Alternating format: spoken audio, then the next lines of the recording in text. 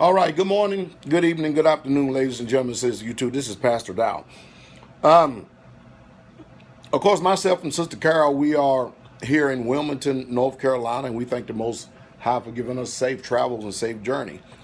I'm here this morning because we know that racial tensions are running very high in this country.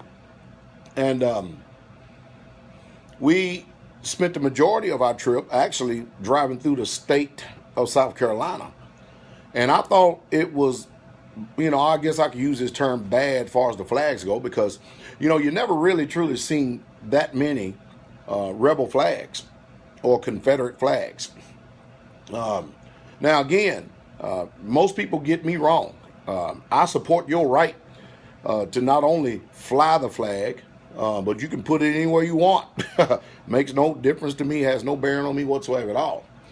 But in South Carolina, they are literally just all over the place.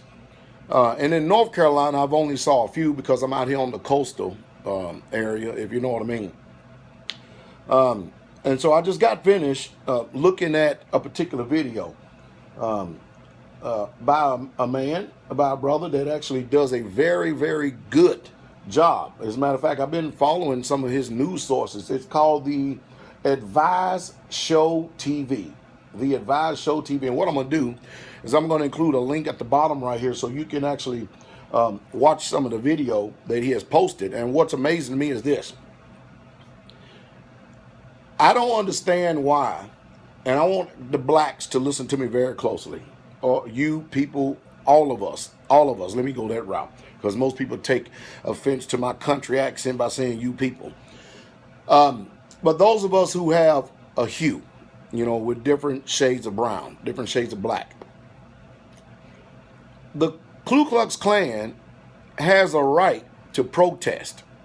And of course, you could tell that the powers that be were ready for that protest because they had cops there surrounding them.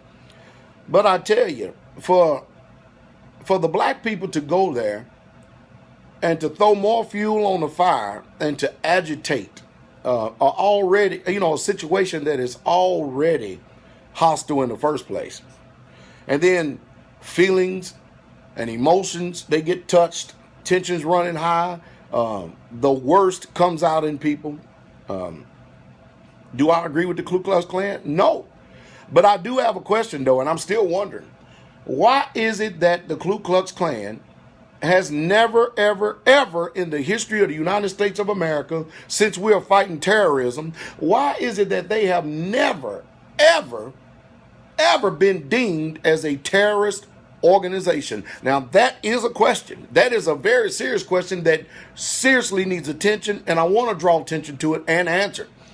My personal feelings about it is, and my personal thoughts is, the reason why come they have never been deemed as a terrorist organization is because they have traded their suits in for police uniforms.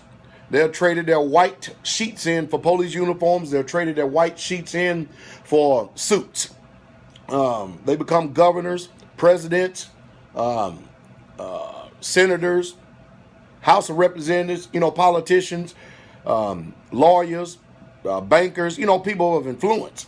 And so that's the reason why you don't see too many of them. Now, usually the ones that you see outside with the sheets are the low grade whites that are usually out front, and they usually don't have any sense because the ones that are clans that has intelligence, they're not going to be out there because they have political posture. They're not going to be out there exposing themselves to the general public. So what you got, and I know many of you people are going to get mad at me, but I'm going to tell you like it is.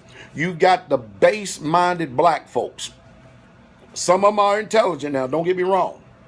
Out there arguing with the base-minded white folks.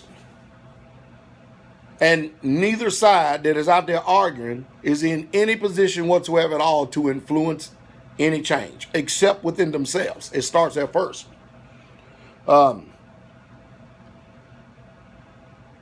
In South Carolina, you've already got the victory since the flag has gone down. That has hurt them more than anything. Now, we do see the Ku Klux Klan sitting out there. And now, for the first time in their history, they actually get to peer in to what it means to have all eyes on them. They actually get to understand what racism is now and discrimination is about. But they are protected because they went and got a license to protest, and the government is going to protect those who do the law that they deem, as long as you do it that way. And you're going to hear a lot of hate coming out of both sides of the people's mouth. I mean, a lot of offense. And I mean, it's bad. It's literally bad. I mean, these people, don't let your children see this video. It's seriously bad. But I think more than anything, my attention and focus is this. George W. Bush made it no secret that we're fighting domestic and foreign terrorism. We are. We're fighting it all over the place.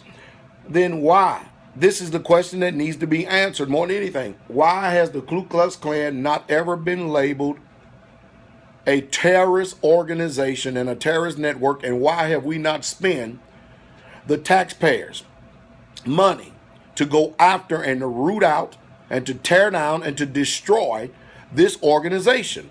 That is the question of the hour that we're in, because their history proves that there has never been more terrorism on the soil here in the United States of America than what these people have caused. It wasn't even no more than a few years ago that this black man down in Texas just got finished being lynched by the Ku Klux Klan because he was married to a white woman. I forget his name. His name escapes me right now, but it's a very, very sad situation what is going on. You know, the racial divide, the racial tension, the double standards, the collusion that is constantly being practiced.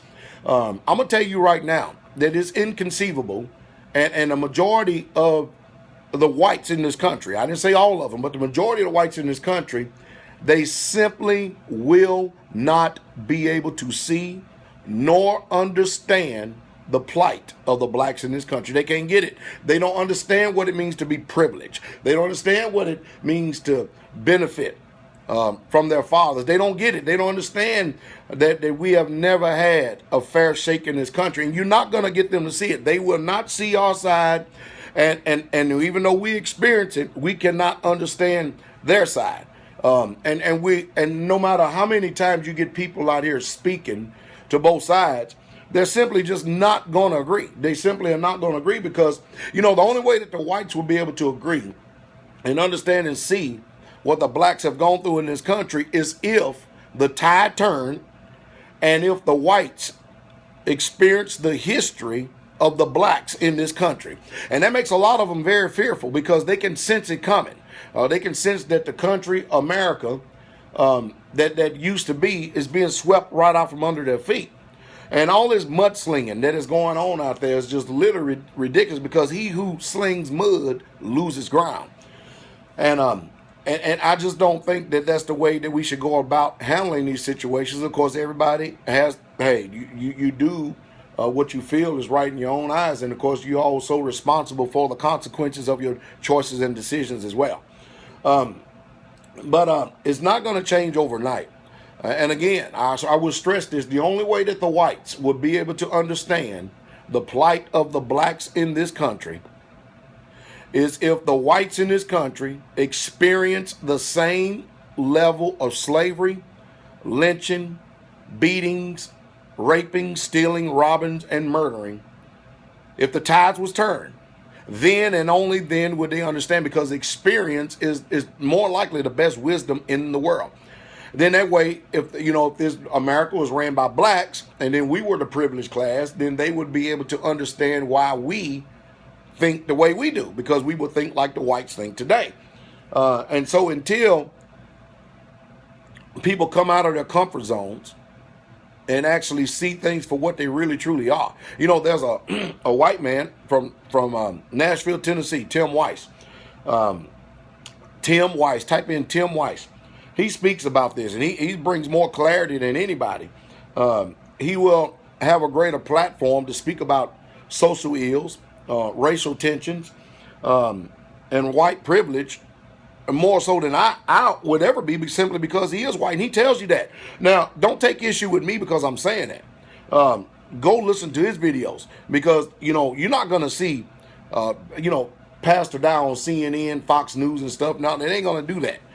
because I'm not going to acquiesce or behave or speak the way that they want me to, and they know that. I'm going to tell the truth and speak truth to power no matter what that truth is. But anyway, I understand the tension. I really, truly do. But I can tell you this, and I say it to all of the whole entire world. Just like the Jews in the Holocaust said never again, I'm telling everybody all across this world, the blacks are saying never again too. There will never, ever, ever be a time again where the blacks would be mistreated like they were during slavery. It's just simply not going to happen. This is a total different breed of people. This is a total horse of a different color. And you know what? The feelings and emotions run very, very deep. Everybody's talking about heritage and stuff, but I'm telling you right now, there will literally be a lot of bloodshed in this country, literally, before another black goes back into indentured servitude, voluntary slavery, or involuntary slavery again. It just simply is not going to happen. It just ain't going to happen no more. And this boldness that you see that is rising up in the people of color has already been prophesied of, and it's there in the book. It's already there in the Bible. But anyway, I didn't mean to be offensive to anyone who chose to take this as being offensive. That's your own prerogative. You can take it any way you want. But I tell you what, you're going to learn a lot. And I think you ought to go and subscribe to the Advise Show TV. He usually comes up with some very, very, very good commentary and very good news source. But anyway, hey, y'all have a good day. Keep coming.